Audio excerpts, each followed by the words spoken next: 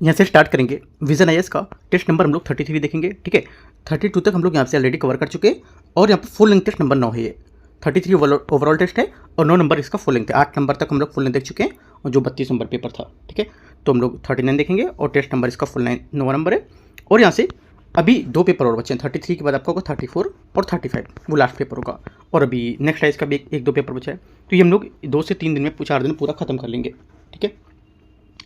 आते स्टार्ट करते हैं क्वेश्चन। और कल हम लोग ने देखा था कि जो विजन का टेस्ट था, अभ्यास टेस्ट है ना, वो हमने कल कराया हुआ था आपको। तो पार्ट 1 उसका देख सकते हो, यूट्यूब पे मैं अपलोड किया कल दोपहर में। तो नहीं देखा तो आप कर सकते हो, काफ़ी अच्छे क्वेश्चन वहाँ पे हैं उसमें, ठीक है। आते क्वेश्चन नंबर 1 से देखते हैं। पहला नंबर क्वेश्चन है, इसमें बोला है सकल घरेलू उत्पाद जीडीपी की गणना के संबंध में विचार करना है।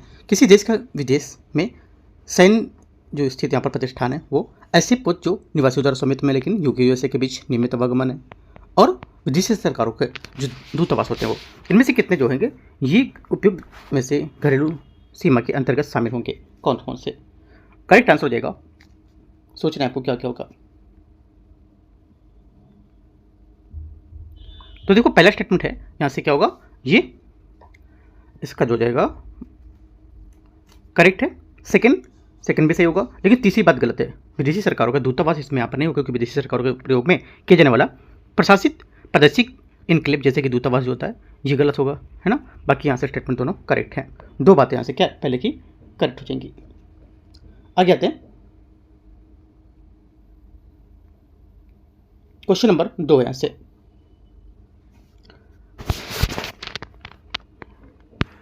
क्वेश्चन 2 है, सीमा सड़क संगठन बीआरओ की यहाँ पर हिमांग परियोजना में मिला जो मिग लाडर है दर्रा, उसमें विश्व की सबसे ऊंची परिचालन से योग्य जो सड़क है उसका निर्माण किया जा रहा है, ठीक है। ये दर्रा किस राज्य में या केंद्र शासित प्रदेश में स्थित है। करेक्ट आंसर हो जाएगा दूसरे का, ये स्थित है लद्दाख में, ठीक है। लद्दाख यहाँ से इसका करेक्ट आंसर होगा। मिगला दर्रा लद्दाख के चांगथांग पठार पर स्थित है, ठीक है। क्वेश्चन नंबर 3 है यहाँ से। क्वेश्चन नंबर 3 है, निम्नलिखित कथनों पर विचार करना है कि कथन 1 और कथन 2 यहाँ पर दे रखा है, ठीक है।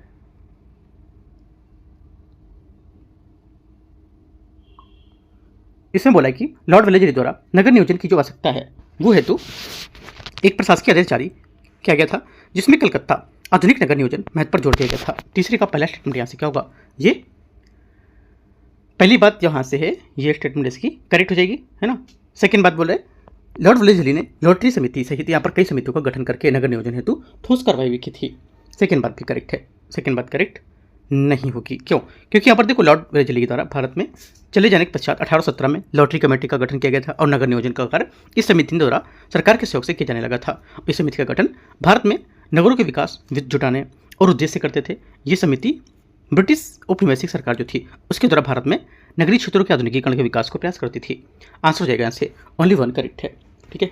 ओनली 1 करेक्ट है, तो सही आंसर क्या होगा, सही आंसर आपको हो जाएगा यहाँ से देखते हैं तीसरे का सी करेक्ट है।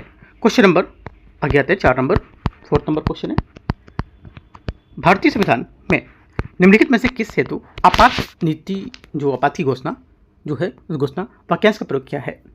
देखो आंसर हो जाएगा चौथे का करेक्ट आंसर। ये आर्टिकल 352 जो है इसकी घोषणा केवल युद्ध व आक्रमण या सशस्त्र विद्रोह के आधार पर घोषित आपातकाल को राष्ट्रीय आपातकाल के रूप में जानते हैं। संविधान में इस प्रकार के आपातकाल को निरूपित करने के लिए आपात की उस घोषणा वाक्यांश का प्रयोग किया गया है। राज्यों में संवैधानिक तंत्र की विफलता के कारण आपात को राष्ट्रपति शासन आर्टिकल 356 के नाम से जानते थे, ठीक है। इसे अन्य 2 नामों से भी जानते हैं जैसे कि यहाँ पर राजापातकाल या संवैधानिक आपातकाल, ठीक है। आगे आते हैं क्वेश्चन नंबर, यहाँ से एक करेक्ट है। क्वेश्चन नंबर यहाँ से 5वां, मूल्य आय अनुपात जो है पीई के बारे में विचार करें। ये किसी कंपनी के शेयर की वर्तमान कीमत और प्रति शेयर आय का अनुपात, ठीक है, पहला ये होगा। दूसरा कम से कम जो कम मूल्य वाले जो आय होते हैं उसमें अनुपात शेयरों के कम मूल्यांकन का संकेत देना। तो किसकी बात करेगा, मतलब जिसमें से मूल आय अनुपात है इनमें से कौन इसकी बात कर रहा है, ठीक है। करेक्ट आंसर हो जाएगा ये इसकी बात कर रहे हैं, यहाँ से सही आंसर है। एक तो यहाँ से पहला स्टेटमेंट किसी कंपनी के शेयर की वर्तमान कीमत और प्रति शेयर जो होता है आय का अनुपात, ये मूल आय अनुपात को बताता है, ठीक है। और मूल आय जो अनुपात होता है P/E अनुपात जो होता है या मूल आय अनुपात मान सकते हो। ये फॉर्मूला इसका होता है मूल आय अनुपात इक्वल शेयर का वर्तमान मूल्य बाजार अपन प्रति शेयर आय होती है। ठीक है, तो सेकंड बात भी यहाँ से क्या हो जाएगी इसकी, ये भी करेक्ट हो जाएगी। दोनों बातें सही है, पांचवे का आंसर सी यहाँ से करेक्ट आंसर है। क्वेश्चन नंबर 6 है 6। क्वेश्चन नंबर 6 है सचिवालय के पदों पर अखिल भारतीय सेवाओं के वरिष्ठ अधिकारियों को नियुक्त करने के लिए और उनको पदमुक्त करने के लिए चक्रानुक्रम पद्धति मानी जाती है कौन सी। ठीक है, तो क्या होगा इसमें, देखो ऐसे आंसर हो जाएगा छठे का करेक्ट आंसर ये हो जाएगा, ये कार्यकाल जो कार्यालय होता है ना, उससे कार्यकाल की प्रणाली के रूप में यहाँ पर इसका जो होती है ये इसका करेक्ट आंसर होगा। छठे का ए यहाँ से सही आंसर है। क्वेश्चन नंबर 7 है आधुनिक भारत के संबंध में विचार करने समाचार पत्र और संस्थापक जो संपादक इसके कौन कौन से है। पहली बात है, देखो इसमें पहला बोला है कि इसमें बंगाली देवेंद्र टैगोर है ना, तो पहली बात यहाँ से गलत हो जाएगी क्योंकि यहाँ पर बंगाली समाचार पत्र की शुरुआत यहाँ पर गिरीश चंद्र घोष है 1862 में की थी। ठीक है, पहले यहाँ से गलत हो जाएगा। सेकंड बात क्या है, इंडियन मिरर बाल गंगाधर तिलक, सेकंड बात में यहाँ से गलत है क्योंकि इंडियन मिरर इस समाचार पत्र की शुरुआत देवेंद्र टैगोर ने और मनमोहन घोष 1861 में की थी, कलकत्ता में प्रकाशित हुआ था। ठीक है, सेकंड भी गलत हो गया। तीसरा क्या है, तीसरा बोला कि उद्बोधन क्या होगा, उद्बोधन यहाँ से ये रामकृष्ण संप्रदाय की बंगाली मासिक पत्रिका है पहला, जो तीसरा ये भी यहाँ से गलत है। ठीक है, क्योंकि यहाँ पर अब्दुल कलाम आजाद इसका गलत आंसर होगा। ठीक है, ये रामकृष्ण संप्रदाय की जो बंगाली पत्रिका है जिसकी शुरुआत स्वामी विवेकानंद 1899 में की थी। तीनों बातें गलत है, आंसर टी करेक्ट है। क्वेश्चन 8 आते हैं, 8वां नंबर, यहाँ से क्वेश्चन नंबर 8 है हाल ही में सुर्खियों में रहे जो खारक द्वीप है उसके बारे में निम्नलिखित में से किस क्षेत्र में स्थित है ये बताना है आपको। देखो किस क्षेत्र में स्थित है, करेक्ट आंसर हो जाएगा 8वें का यहाँ से ये स्थित है। 8वें का जो आंसर हो जाएगा फारसी खाड़ी इसका करेक्ट आंसर होगा। ठीक है, अब यहाँ पर न्यूज़ में भी था यहाँ पर राइट, क्योंकि यहाँ पर हाल ही में ईरानी जो सैन्य ठिकाना था उस पर हमलावर के कारण यहाँ पर काफ़ी न्यूज़ में था ये खारक जो द्वीप है, इसे खारक द्वीप भी कहा जाता है क्योंकि खारक भी लिखा होगा। ठीक है, याद रखना है। और फारसी खाड़ी के उत्तर पूर्वी भाग में स्थित एक महाद्वीप है और ये ईरान के तट से लगभग 25 किलोमीटर और हॉर्मुज जलमर्मर से लगभग 483 किलोमीटर के उत्तर पश्चिम में स्थित होगा। 8वें का सी क्वेश्चन नंबर 9, प्राय सुर्खियों में रहने वाला यहाँ पर विश्व जल विकास जो रिपोर्ट है का प्रकाशन निम्नलिखित में से किस संस्था द्वारा किया जाता है। करेक्ट आंसर हो जाएगा यहाँ से ये किया जाता है संयुक्त राष्ट्र के द्वारा किया जाएगा ये। ठीक है, विश्व जल दिवस जो उसकी थीम वाटर एंड जेंडर के आधार पर संयुक्त राष्ट्र ने संयुक्त राष्ट्र को विश्व जल विकास का एक रिपोर्ट जारी की थी जिसमें इस बात पर जोर देता है कि जो लैंगिक समानता है SDG 5 इसको समाप्त करना और इसकी सार्वभौमिक जल सुरक्षा जो है 6 SDG 6 वो प्राप्त करना था। ठीक है, आगे आते क्वेश्चन नंबर 10 नंबर है राज्यों के शासित जो प्रदेश हैं उसकी लोकसभा सीटों के संबंध में विचार करना है। महाराष्ट्र राज्य में लोकसभा सीटों की संख्या सबसे अधिक है, सबको पता होगा है ना कि पहले बात यहाँ से क्या होगी, पहला स्टेटमेंट यहाँ से क्या होगा, ये सोचो जो लोग यूपी का उनको पता है ना, यूपी का क्या, यूपी की सबसे ज़्यादा सीट कहाँ है, उत्तर प्रदेश की 80 सीट है। ठीक है, महाराष्ट्र की कितनी 48 है, तो इस वजह से गलत होगी। प्रत्येक केंद्र शासित प्रदेश को केवल एक लोकसभा सीट आवंटित की गई है, ये भी बात गलत है, ऐसा कुछ यहाँ पर नहीं, क्योंकि जम्मू कश्मीर कितनी है 6 है ना, और प्रत्येक केंद्र शासित प्रदेश को केवल एक लोकसभा सीट, ऐसा कुछ नहीं, क्योंकि यहाँ पर लक्षद्वीप पौंडुचेरी है ना, इनको एक एक है, और दादरा नगर दमन दीव दिल्ली को 7 दी गई है ना, तो ऐसे करके गलत हो जाएगी। दोनों बातें गलत है, आंसर डी नहीं पूछा कौन सा गलत है, तो एक और दो दोनों गलत है, सी आंसर होगा। ठीक है, क्वेश्चन नंबर 11 है भारतीय भूगोल के संबंध में निम्नलिखित पर विचार करना है। जो निम्नलिखित के संबंध में पार, बंधिस और साझा कुआं ये क्या है, ये है राजस्थान में पारंपरिक वर्षा जल संचयन जो प्रणाली है वो होगी। 11वीं का ए आंसर क्या होगा, ये करेक्ट आंसर है। ठीक है, आगे आते हैं, क्योंकि यहाँ पर 5 है ना, तो इसमें क्या होगा, बंधिस साझा कुआं, साझा मतलब होता है साझेदार, और इसमें कुछ ऐसा खास यहाँ पे नहीं है कि मैं बताने वाली बात, लेकिन इसका जो स्टैटिक है क्वेश्चन, तो आंसर क्या होगा, ये आंसर करेक्ट है। क्वेश्चन नंबर 12 देखते हैं। 12 नंबर है कि निम्नलिखित में से मरुस्थलों पर विचार करना है। महावी मरुस्थल, ठीक है, पैटागोनिया मरुस्थल, सोनोरन मरुस्थल, कलाहारी मरुस्थल। उपयुक्त में से मरुस्थलों में से उत्तर से दक्षिण क्रम में आपको सेट करना है। इसमें कौन कौन सा होगा, उत्तर से दक्षिण सेट करेंगे तो आएगा पहला महावी मरुस्थल। ठीक है, यहाँ से सही हो जाएगा, महावी पहले होगा, हाँ ठीक है। उसके बाद आपका हो जाएगा तीसरा। उसके बाद होगा आपका सोनूरन मरुस्थल, ठीक है, सोनूरन मरुस्थल। और उसके बाद क्या होगा, उसके बाद आपका हो जाएगा चौथा कालारी, और उसके बाद दूसरा 1 3 4 2 इसका करेक्ट आंसर होगा। क्वेश्चन नंबर 13 है, 13 नंबर। प्राय सुर्खियों में रहने वाला यूविन ऐप निम्नलिखित में से किसे संबंधित है? ये काफ़ी न्यूज़ में था, यूविन है ना, ये जो PIB है ना, वहाँ से क्वेश्चन लिया गया है। 13 का आंसर क्या होगा? 13 का आंसर हो जाएगा, ये टीकाकरण को लेकर के था। यूविन जो ऐप है ये उनके लेकर के, जो टीकाकरण के जो आप सुविधाएं पूछते हैं, कहाँ पर हमारा नियरेस्ट यहाँ पर है, तो उसको लेकर के यहाँ पर थे। तो आंसर क्या होगा? ये बी से करेक्ट आंसर है। और इसे स्वास्थ्य परिवार और कल्याण मंत्रालय द्वारा विकसित किया गया था। यूविन भारत के सार्वभौमिक टीकाकरण कार्यक्रम UIP उसको डिजिटलीकरण करता है। ये गर्भवती महिलाओं को जन्म से लेकर 16 वर्ष के तक बच्चों को टीकाकरण का रिकॉर्ड भी प्रबंधन रखता है, ठीक है। आंसर 13 का भी करेक्ट है। क्वेश्चन 14 है, भारतीय रिजर्व बैंक RBI की न्यूनतम रिजर्व जो प्रणाली है उसके संबंध में विचार करें। RBI को मुद्राएं जारी करने के और उसके मूल्य के 40% के बराबर स्वर्ण और विदेशी मुद्रा भंडार रिजर्व रखना आवश्यक होता है। पहली बात क्या होगी? 14 का पहला स्टेटमेंट यहाँ से क्या होगा? गलत है।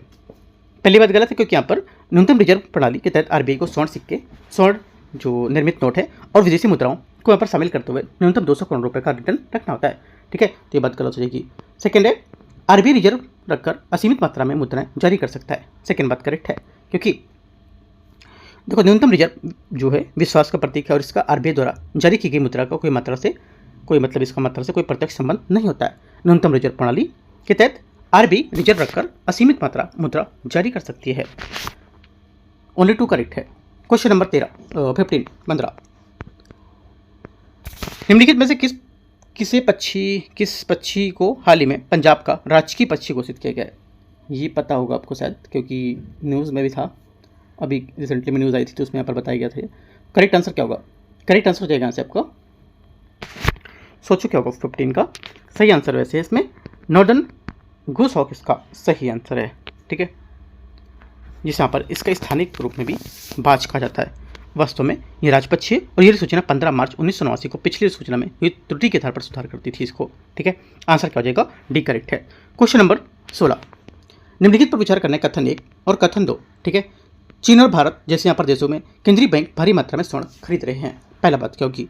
पहले स्टेटमेंट यहाँ से 16 का ये करेक्ट है। सेकेंड बात है, स्वर्ण मुद्रा में उतार चढ़ाव और भू राजनीतिक जो इसमें जोखिम है मुद्रास्फीति के विरुद्ध एक प्राथमिक बचाव होते हैं। सेकेंड बात भी इसकी करेक्ट है।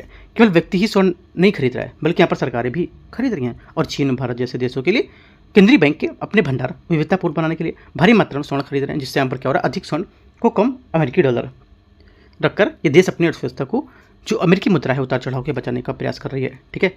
दोनों बातें करेक्ट हैं, ये करेक्ट हो जाएगा। क्वेश्चन 17 है, राष्ट्रीय औद्योगिक गलियारा विकास कार्यक्रम के बारे में विचार करना है। भारत सरकार राष्ट्रीय औद्योगिक गलियारा कार्यक्रम के हिस्से के रूप में 11 औद्योगिक गलियारा परियोजना विकास कर रही है। 17 का पहला स्टेटमेंट यहाँ से क्या होगा? करेक्ट है।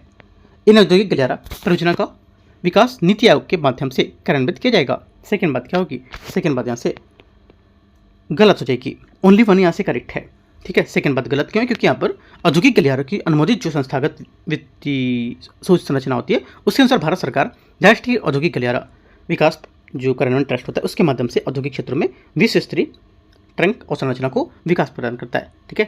और ये बात गलत हो जाएगी, ओनली एक सही है। क्वेश्चन नंबर 18 यहाँ से इसमें बोला निम्नलिखित पर कौन सी बैंक की देनदारियाँ हैं? बैंक की देनदारियाँ ग्राहकों को दिए गए ऋण, केंद्रीय बैंक में जमा की गई राशि, SLR के तहत यहाँ पर सरकारी प्रतिभूति में निवेश, ठीक है, और बोल सकते हो केंद्रीय बैंक के लिए दिए गए ऋण, ग्राहकों को जमा की गई राशियाँ, ठीक है, और ये ग्राहकों को जो बैंक देनदारी होती है जिसका भुगतान उसे बाहरी पक्षों में करना होता है, ठीक है। और वित्त देनदारियों के उदाहरण में जैसे स्टॉक से ग्राहकों के लिए किए गए भुगतान, पूर्ण बचत, ये सब यहाँ पर शामिल होते हैं। आंसर क्या होगा? सी करेक्ट है। क्वेश्चन 19 आते हैं 19। क्वेश्चन 19 है, जल निकाय के घुलित ऑक्सीजन जो है उसके बारे में विचार करना है। पहले बोला है कि घुलित ऑक्सीजन का स्तर आमतौर पर गर्म पानी की तुलना में ठंडे पानी में अधिक होता है, एकदम सही है। सेकेंड बात है, तेज बहने वाली धाराओं में स्थिर जल निकाय की तुलना में घुलित ऑक्सीजन का स्तर कम होता है। जो तेज पानी बहता है उसमें क्या होता है, वो पानी जो तेज चलता है उसको ठंडा हो जाता है ना, जैसे कि अभी कोई नदी है, झरने, पानी चलता रहता है तो ठंडा पानी रहता है। जो पानी रुकता है वो क्या गर्म हो जाता है, जिससे ऑक्सीजन कम हो जाती है। चलता पानी तो क्या होगा, पानी ठंडा होगा, ऑक्सीजन ज़्यादा होगी, तो इस वजह से ये बोला कम होगी ऑक्सीजन, तो गलत हो जाएगी। तीसरा है, सुपोषण के दौरान शैवाल प्रस्फुटन से घुलित ऑक्सीजन के स्तर में कमी आती है, सही बात है। 1 और 3 करेक्ट है आंसर यहाँ से। बी। क्वेश्चन बी से 20 X guard fibre optic topped decoy प्रणाली प्राथमिक उद्देश्य इसका क्या होगा? इसका प्राथमिक उद्देश्य है 20 का करेक्ट आंसर यहाँ से विमान के सिग्नेचर्स की नकल करके रडार निर्देशित जो मिसाइलेंस को धोखा देना। 20 का सी यहाँ से क्या होगा? करेक्ट आंसर हो जाएगा। ये कैसे काम करता है? ये देखो यहाँ पर जो एक्स जो गार्ड है इजराइल की एब्लिट सिस्टम्स होता है उसके द्वारा विकसित होता है एक उन्नत फाइबर ऑप्टिक्स टॉप्ड डिकाय होगा। ठीक है, इसे लड़ाकू विमानों या बड़े परिवहन विमानों द्वारा तब तैनात करने के लिए डिजाइन किया था जब अपनी और वाले रडार निर्देशित खतरे में पता लगाता हो तब। आंसर यहाँ से सी करेक्ट है। 21 है निम्नलिखित में से कौन सी प्रजातियां भारतीय हिमालय क्षेत्र में पाए जाने के लिए सबसे अधिक संभावना रखती हैं? आंसर हो जाएगा 21 का करेक्ट आंसर यहाँ से ए। एक तो हिमतेंदुआ, ट्रोगोपन, मार्कोर। 2, 3 और 4 इसका स्टेटमेंट करेक्ट होगा यहाँ से। ठीक है, पहली बात यहाँ से गलत है। ब्रो एटलार्ड हिरण है ना, ये बात इसकी गलत हो जाएगी। बाकी यहाँ पर तीनों स्टेटमेंट करेक्ट हो जाएंगे। आंसर यहाँ से 2, 3, 4 ये करेक्ट होगा। 22 नंबर है भारत में पंचवर्षीय योजनाओं के संबंध विचार करने। पहली पंचवर्षीय योजना के दौरान देश में तीव्र औद्योगिकरण पर ध्यान केंद्रित किया गया था। 22वें का पहला स्टेटमेंट यहाँ से क्या होगा? ये पहली बात गलत है। क्यों? क्योंकि यहाँ पर दूसरी पंचवर्षीय योजना को महानवेश योजना कहता था। इस योजना के दौरान तीव्र औद्योगिकरण और भारी बुनियादी उद्योगों पर ध्यान केंद्रित किया गया था। ठीक, गलत हो जाएगा। सेकेंड है चौथी FYP के दौरान ऑपरेशन स्माइलिंग युद्ध के तहत भारत प्रथम सफल परमाणु परीक्षण किया गया था। सेकेंड बात क्या होगी? करेक्ट है। तीसरा 10वीं FYP के दौरान भारत WTO का सदस्य बन गया था। तीसरी बात यहाँ से गलत है क्योंकि यहाँ पर 1991 की अर्थव्यवस्था के सुधारों के बाद से भारत 8वीं पंचवर्षीय योजना के दौरान यहाँ पर इसका सदस्य बना था। ओनली 2 करेक्ट है। आंसर यहाँ से एक बात सही है दूसरे नंबर की। क्वेश्चन 23 है विलियम एडम की रिपोर्ट्स में भारतीय इतिहास के संबंध में विचार करना है कि ये इसकी किस लिए महत्वपूर्ण थी उनके लिए। ठीक है, देखो इसका आंसर हो जाएगा 23 का ये बी करेक्ट है क्योंकि बंगाल और बिहार में स्थानीय जो शिक्षा है उसको और देसी शिक्षा स्कूलों को लेकर स्थिति का विस्तृत सर्वेक्षण प्रस्तुत किया था। ठीक है, तो आंसर क्या होगा? आंसर यहाँ से 23 का बी करेक्ट आंसर होगा। और उन्होंने यह भी लिखा था कि स्थानीय स्कूल में कोई निश्चित दिनचर्या का अलग अलग विषय पर अलग अलग कक्षाएं नहीं दी जाएंगी। ये पाठशालाएं काफ़ी लचीली थी और छात्रों को वार्षिक परीक्षाओं का सामना भी नहीं करना पड़ता था। अधिकांश कक्षाएं बरगद के पेड़ों के नीचे आयोजित की जाती थी जो शिक्षण का आदर्शिक तरीका नहीं बताता था। ठीक है, कंपनी एडम की रिपोर्ट में प्रभावित हुई थी और इससे इसके बाद भारतीय की शिक्षा प्रणाली के कई बदलाव किए गए थे। क्वेश्चन नंबर 24 आते हैं। 24 फरवरी 1947 में क्लेमेंट एटली की घोषणा के बारे में विचार करना है। सत्ता हस्तांतरण के लिए 30 जून को 1947 को इसकी यहाँ पर समय है जो निर्धारण की थी। ठीक है, पहला क्या होगा? 24 का पहला स्टेटमेंट यहाँ से गलत है। ठीक है, क्यों गलत है? क्योंकि यहाँ पर ब्रिटिश प्रधानमंत्री क्लेमेंट एटली ने 20 फरवरी 1947 को हाउस ऑफ कॉमन्स का एक यहाँ पर बैन दिया था जिसके अनुसार यहाँ पर भारत में ब्रिटिश वापसी की तारीख 30 जून 1948 तय की गई थी। ये बात गलत हो जाएगी। लॉर्ड बेवेल की सेना की वापसी की देखरेख करने और सत्ता का सुचारू हस्तांतरण सुनिश्चित करने को कार्य सौंपा गया था। सेकंड बात क्या होगी? सेकंड बात यहाँ से भी गलत है। दोनों बातें गलत हैं क्योंकि यहाँ पर लॉर्ड बेवेल के स्थान पर लॉर्ड लुई माउंटबेटन को यहाँ पर नया वायसराय नियुक्त किया गया था और उन्हें ब्रिटिश वापसी की निगरानी करने या सुचारू संक्रमण की सुनिश्चित करने को सौंपा गया था। दोनों बातें गलत है। आंसर डी कोई सही नहीं है। आगे आते क्वेश्चन नंबर 25 है 25 नंबर भारत में जल प्रदूषण के संबंध में विचार करना है। बिना उपचारित घरेलू सीवेज जो होता है उसमें भारतीय नदियों में जल प्रदूषण को सबसे बड़े स्रोत में से एक मानता है। 25 का पहला स्टेटमेंट यहाँ से क्या होगा? एकदम करेक्ट है। उर्वरकों और यहाँ पर जो कीटनाशकों से युक्त यहाँ पर कृषि व जल निकायों में सुपोषण का कारण बन सकता है। सेकेंड बात क्या होगी? करेक्ट है भी। तीसरा स्टेटमेंट है मेंढक जैसे उभयचर का उपयोग अक्सर जल प्रदूषण के जैव संकेतक के रूप में कर सकते हैं। क्या सही हो गई है? एकदम करेक्ट है। ये भी बात यहाँ से क्या होगी? करेक्ट है। कैसे? क्योंकि यहाँ पर उभयचर जानवरों का एक समूह जिसमें मेढक, टोड है ना, सैलामेंडर और कम ज्ञात सिलिसियन जो होते हैं ये शामिल होते हैं और प्रदूषक पर्यावरणीय परिवर्तनों के प्रति अपने संवेदनशील के कारण जो उभयचर होते हैं उसको उपयोगी जैव संकेतक मानते हैं। उभयचर कीट की आबादी और इस प्रकार कीट पतंगों को नियंत्रण में रखना ये जल शैवाल प्रस्फुटन को प्रबंधित करने में मदद करता है। तीनों बातें यहाँ से करेक्ट है। ठीक है, आंसर क्या होगी? 1, 2, 3 डी। क्वेश्चन 26 आते हैं। 26 नंबर है निम्नलिखित में से किस नदी के नीचे हमजा नामक एक विशाल भूमिगत नदी प्रवाहित होती है। 26 का आंसर हो जाएगा यहाँ से बी, अमेजन इसका करेक्ट आंसर है।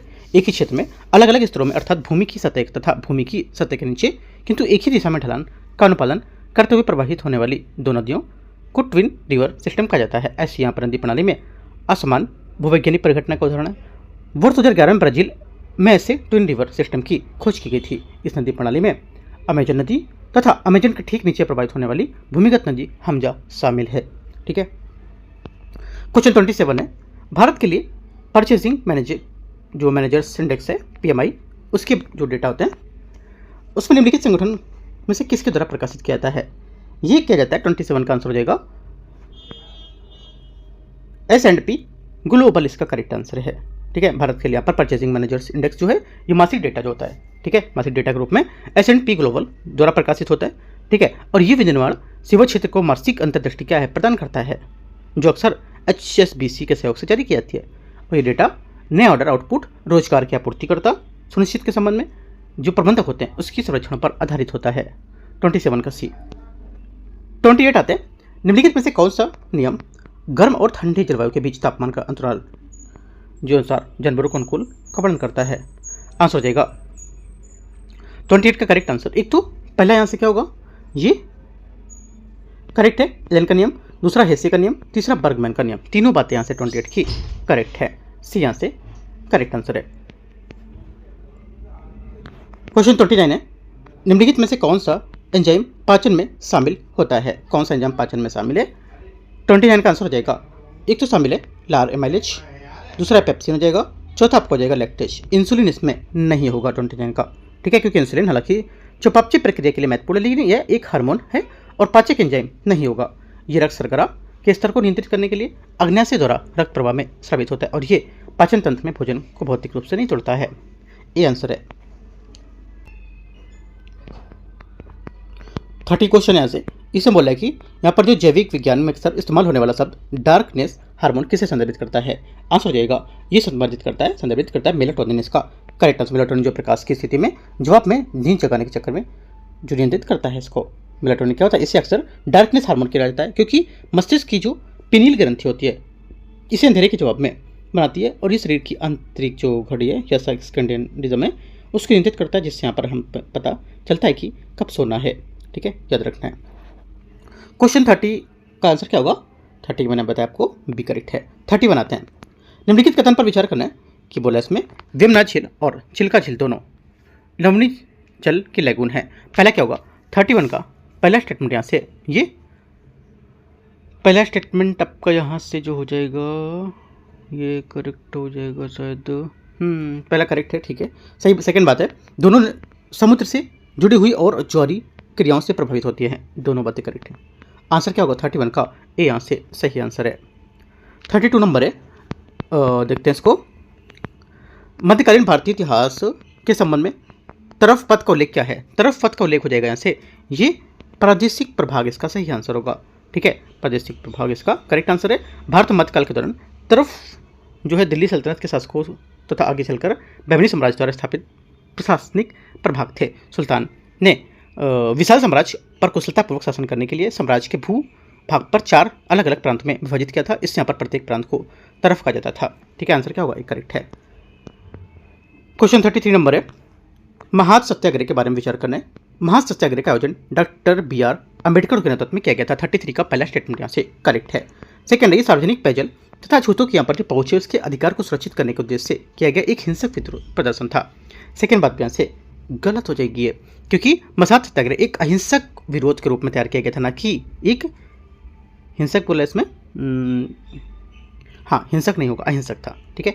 तीसरी बात है, इस आंदोलन का विरोध सामाजिक सुधारों का विरोध करने के लिए रूढ़िवादी वर्गों का द्वारा किया गया था। तीसरी बात यहाँ से क्या होगी? ये करेक्ट है।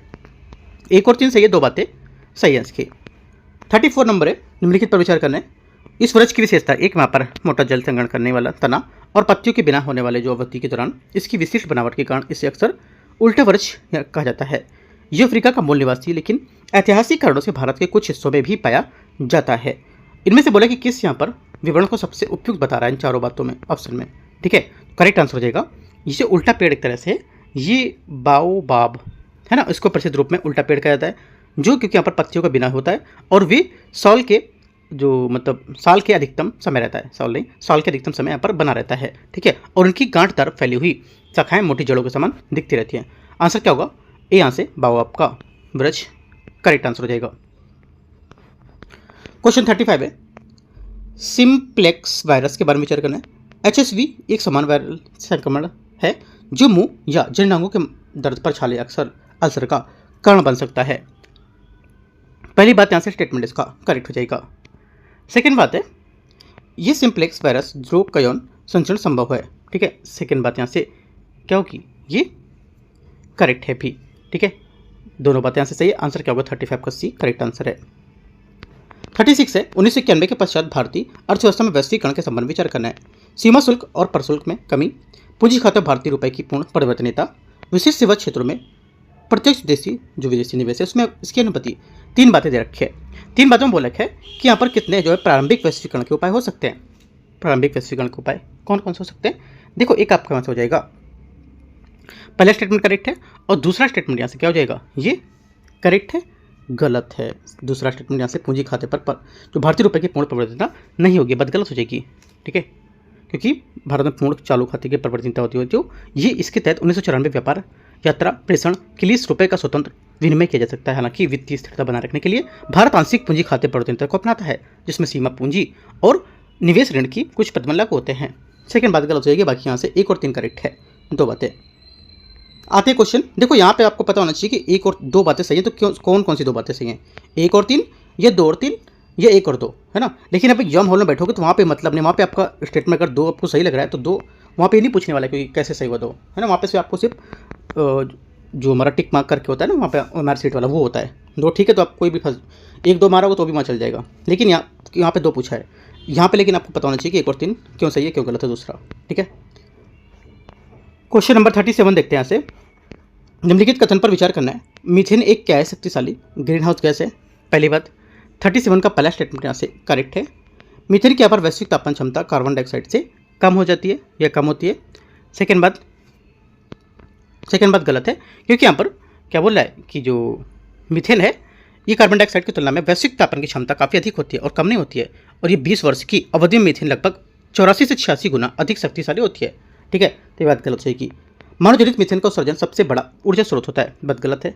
ठीक है, क्योंकि यहाँ पर जो मीथेन उत्सर्जन का सबसे बड़ा ऊर्जा स्रोत जो होगा ये कृषि होता है, करीब 40%। ठीक है, याद रखना है। और ऊर्जा क्षेत्र में जीवाश्म में करीब 35%। ठीक है, तो आंसर क्या होगा? 1 सिर्फ करेक्ट है। आगे आते क्वेश्चन 38 नंबर। यहाँ से इसमें बोला है कि निम्नलिखित कथनों पर विचार करना है उद्योगों पर। रिफाइनरी उत्पाद, इस्पात, विद्युत, उर्वरक, निम्नलिखित में से कौन से विकल्प जो है 8 कोर उद्योगों के सूचकांक अपने भारांश के घटते क्रम में बता रहे हैं इसको? आंसर हो जाएगा करेक्ट। यहाँ से ये भारांश जो बढ़ते क्रम होगा, है ना, इसमें घटते क्रम में वो हो जाएगा हमारा करेक्ट आंसर। यहाँ से क्या पहला तो हो जाएगा रिफाइनरी उत्पाद। ठीक है, उसके बाद आपका आएगा यहाँ से विद्युत हो जाएगा 1 3, फिर आपका इस्पात आएगा, फिर आपका लास्ट में उर्वरक आएगा। 1 3 2 4 38 का सही आंसर है क्योंकि रिफाइनरी जो उत्पाद है इसका भारांश सबसे अधिक होता है, करीब कितना 28%। ठीक है, उसके बाद आपका जाएगा विद्युत, है ना, तीसरा। तो विद्युत जो होता है वो करीब 19% और इस्पात 17.9 मतलब 18 मान लो। ठीक है, उर्वरक का भारांश लगभग 2.6, ऐसे करके आप लिख सकते हो डेटा इनका। करेक्ट आंसर 38 का एक करेक्ट है। क्वेश्चन नंबर 39 है। क्वेश्चन वहाँ से घुमा सकता है क्योंकि जरूरी नहीं कि 4 स्टेटमेंट्स को लेकर पूछे, आपसे बोल सकता है कि 3 स्टेटमेंट दे देगा, में से बोलेगा सीरियल से लगाओ कौन सा पहले कौन सा बाद में, है ना। तो आपको याद रखना है कौन से चारों में से है ये। आगे क्वेश्चन है 38 नंबर।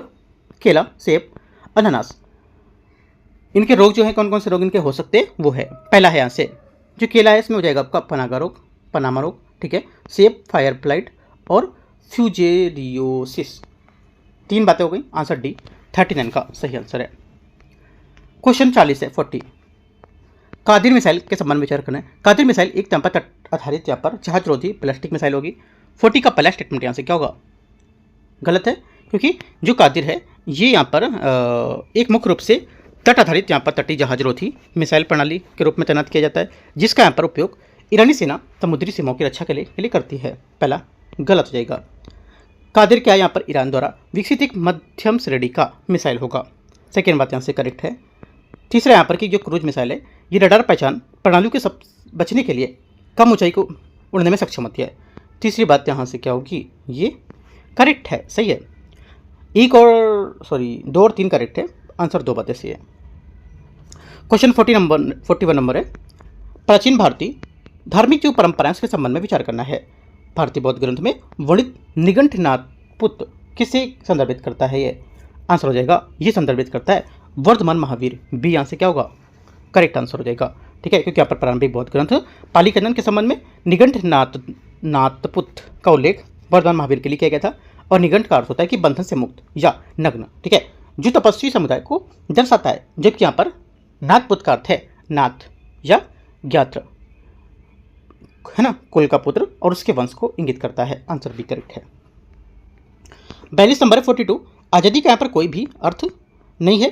ठीक है, यदि इसमें गलतियां करने की आज़ादी शामिल ना हो तो यह कथन निम्नलिखित में से किसका है? इन चारों में से आंसर हो जाएगा 42 का, यह है मोहनदास करमचंद गांधी का। ठीक है, आगे आते क्वेश्चन नंबर 43, 43 नंबर क्वेश्चन। इसमें बोला भारत के निम्नलिखित उपराष्ट्रपतियों पर विचार करना है। S Radhakrishnan, M Hidayatullah, Mohammad Hamid Ansari, doctor Shankar Dayal Sharma. 4 बातें यहाँ पर है। इनमें से बोले कि उपराष्ट्रपति को कितने यहाँ पर जो थे ये 9 निर्विरोध चुने गए थे, है ना। आंसर हो जाएगा जो निर्विरोध चुने गए थे। देखो एक तो यहाँ से आंसर हो जाएगा, इसमें से 3 जो थे ये निर्विरोध चुने गए थे, है ना, जो निर्विरोध चुने गए थे। मोहन हिदायतुल्लाह भी हो जाएगा इसमें, हिदायतुल्लाह ठीक है। और पहले इसमें राधाकृष्णन और हिदायतुल्लाह तो हो जाएंगे। ठीक है, और हामिद अंसारी इसमें है या नहीं, इसमें देखना होगा थोड़ा सा। इसमें आपका सिर्फ संसद के 25 सदस्य, देखो जिसमें है कि जो हामिद अंसारी हैं, है ना, उपराष्ट्रपति चुनाव में हामिद अंसारी ने अपने निकटतम प्रतिद्वंदी नजमा हेपतुल्ला के खिलाफ चुनाव लड़ा था, है ना। तो यहाँ से ये क्या हो जाएगा, ये निर्विरोध शायद नहीं चुने गए होंगे, है ना, तो ये नहीं होंगे, ये सही है। तो 1, 2, 4 इसका आंसर होगा निर्विरोध वाले। ये 1, 2, 3 है, थोड़ा सा डाउट है इसमें, देख लेता हूँ मैं इसके। कृष्णन, ऐसा था कृष्णन तो हो गया, मतलब तिल्लो भी हो जाएगा। शंकर दयाल शर्मा निर्विरोध चुने गए थे ना, हाँ ठीक है, सही होगा ये शंकर दयाल शर्मा। और ये सही बात है कि हमारे सारे इसमें नहीं होंगे। ठीक है, 1 to 4 करेक्ट है। आगे आते क्वेश्चन 44, निम्नलिखित में से किसे भारत के संविधान के अनुच्छेद 279A के तहत जीएसटी परिषद स्थापित करने का अधिकार प्राप्त है? किसे? आंसर हो जाएगा 44 का करेक्ट आंसर, भारत के राष्ट्रपति को। ठीक है, जीएसटी क्या है? एक परिषद, संवैधानिक निकाय, जो भारत के जो वस्तु सेवा कर जीएसटी होता है उसके कार्यान्वयन के लिए मुद्दों पर सिफारिशें प्रस्तुत करने का जिम्मेदार होगा। आगे आते क्वेश्चन नंबर 45 है, निम्नलिखित नदियों में से कौन सी अरब सागर में नहीं गिरती है? अरब सागर में नहीं गिरेगी, जुआरी नदी इसका सही आंसर होगा। मैं पहले पढ़ा चुका हूँ, है ना, किसी पेपर में मैंने बताया था आपको। यहाँ से क्वेश्चन 46 है, यहाँ से देखते हैं। 46 बोला कि आजीवों के संबंध में विचार करना है। उनका मानना था कि मानव जीवन की गति पूर्णतः भाग्य के द्वारा निर्धारित होती है।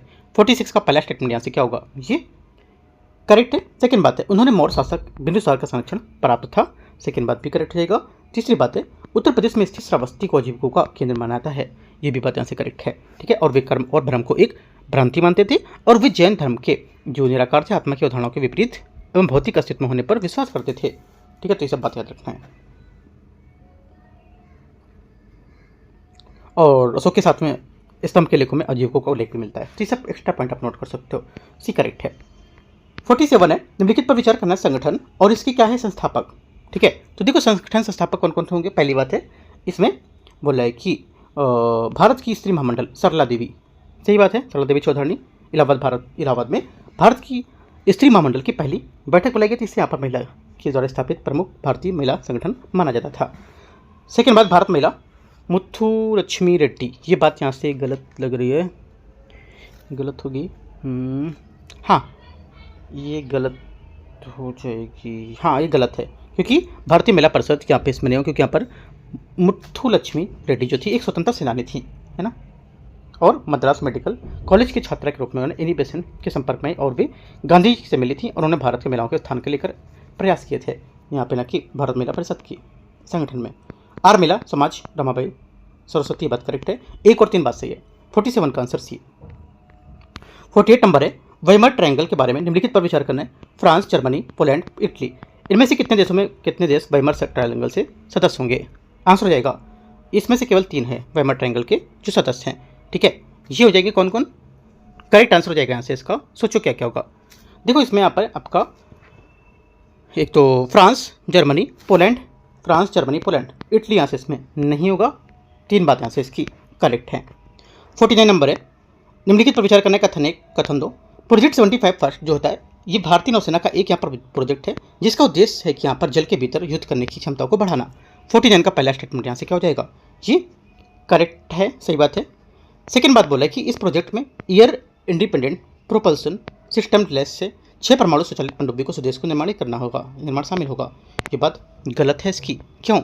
क्योंकि यहाँ पर भारत में परमाणु पनडुब्बी कार्यक्रम अलग अलग 2 श्रेणियों में विभाजित किया गया था और अरिहंत श्रेणी बैलिस्टिक मिसाइल पनडुब्बी और नियोजित जो प्रोजेक्ट 75 है ये बात गलत हो जाएगी इसकी।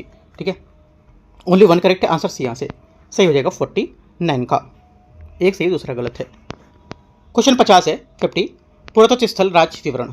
लोथल, लोथल क्या होगा? लोथल यहाँ से इसका गुजरात गोदीवाड़ा करेक्ट है। निवासा उत्तर प्रदेश ताम्र पाषाणकालीन स्थल। सेकेंड बात यहाँ से क्या हो जाएगी? गलत हो जाएगी क्योंकि यहाँ पर निवासा महाराष्ट्र में परवा नदी के तट पर स्थित एक पुरातात्विक स्थल है। ये अपने ताम्र पाषाणकालीन के जोरवे संस्कृति के लिए जाना था। ब्रह्मगिरी कर्नाटक महापाषाणकालीन मध्य थी। तीसरी बात करेक्ट है। चौथा, धौली मध्य प्रदेश शैलकृत गुफा। ये बात गलत है क्योंकि यहाँ पर धौली उड़ीसा में स्थित है। ठीक है, मध्य प्रदेश नहीं। 1 और 3 करेक्ट है ना, सी यहाँ से आंसर होगा। 1 और 3 इसका करेक्ट आंसर हो जाएगा 50 नंबर का। तो हम लोग यहाँ से 50 क्वेश्चन ही डिस्कस करेंगे, है ना। बाकी जो 51 से है, 51 से और 100 तक क्वेश्चन हम लोग पार्ट 2 में कवर करेंगे। तो उसके बाद ये कवर करने के बाद हम लोग का 33 नंबर पेपर भी खत्म हो जाएगा। ठीक है, फिर बचेगा 34 35 को हम लोग 2 दिन में वो भी खत्म कर लेंगे। ठीक है, तो अभी यहाँ पर जो नेक्स्ट है इसका पेपर बचा वो भी हम लोग यहाँ पर करेंगे। करीब हम लोग मंगल और बुधवार तक पूरे पेपर सब खत्म कर देंगे। और देखो जितने पेपर खत्म होते जा रहा है आपको ध्यान रखना, जितना टॉपिक आते जा रहा है टॉपिक आपको बहुत अच्छे से कवर करते जाना है। लास्ट टाइम पे आपको टॉपिक ही पढ़ना है और कोई यहाँ पर MCQs वैसे नहीं सॉल्व करने मैराथन के। ठीक है, उससे बच के रहना। मैं बहुत बार बोल चुका हूँ कि लास्ट टाइम पे से बच के रहो। आप लास्ट टाइम मेहनत करो तो थोड़ा टॉपिक पे मेहनत करो और CSET के लिए 2 घंटा जरूर दो। ठीक है, एंड करते हैं हम यहाँ से। और आज एक पेपर और लेके आएंगे हम लोग नेक्स्ट टाइम का, उसको भी देखेंगे। ठीक है, all the best, thank you. और कल जो कराया था मैंने अभ्यास पेपर वो भी आप देख सकते हो, काफ़ी इंपॉर्टेंट क्वेश्चन है उसके।